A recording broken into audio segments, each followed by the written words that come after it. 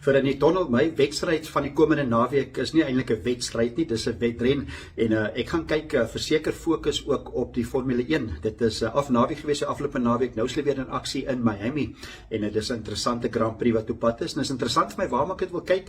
Ek wil kyk of Max Verstappen die aanslag van 2 McLarens kan weerstaan. Dis eintlik 2 McLarens teen 1 Red Bull op die stadium. Dit is tans die 2 McLarens van Oscar Piastri en Lando Norris wat die beste vaar.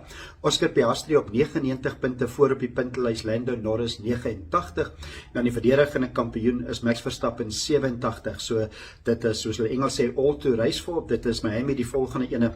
Miami ook 'n interessante baan, eers in 2022 wat hulle daar begin jag het en dit is reg langs die NFL stadion van die Miami Dolphins wat hulle die baan gebou het. Hy het so 'n bietjie van 'n straatbaan gevoel, sê die kenners. Hy laat baie herinner aan Melbourne en so dit is 5,4 km is die lengte van daai baan en hy dit is ook anti-kloks gewys, soos 19 draaie sal hy anti-kloks gewys so rondom die stadion daar in Miami. So dit is ook die vervaardigers wat interessant is op hierdie stadium. Dit is McLaren gemaklik voor op 188 punte en Mercedes-Benz 111 en Red Bull 89 en ek sal ook graag wil kyk Sondag die Formule 1 om te kyk of Mercedes-Benz en Ferrari dalk ook 'n bietjie beter vaar.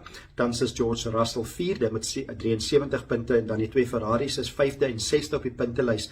Dit is Charles Leclerc met 47 en Lewis Hamilton op 31 punte in die 6de plek. So interessant wees of Ferrari en Mercedes-Benz dalk ook 'n bietjie vinniger kan wees. Maar ek dink dis daai 4 spanne wat ek voor gaan uitkyk. Dit is die 2 McLarens, Max Verstappen wat altyd daar is en dan kyk of George Russell en die Ferraris dalk ook 'n goeie teenstand kan bied vir die McLarens in Miami. So dit is 'n laat terug en natuurlik die son kom eers in Afrika oor en dan gaan hy Amerika toe.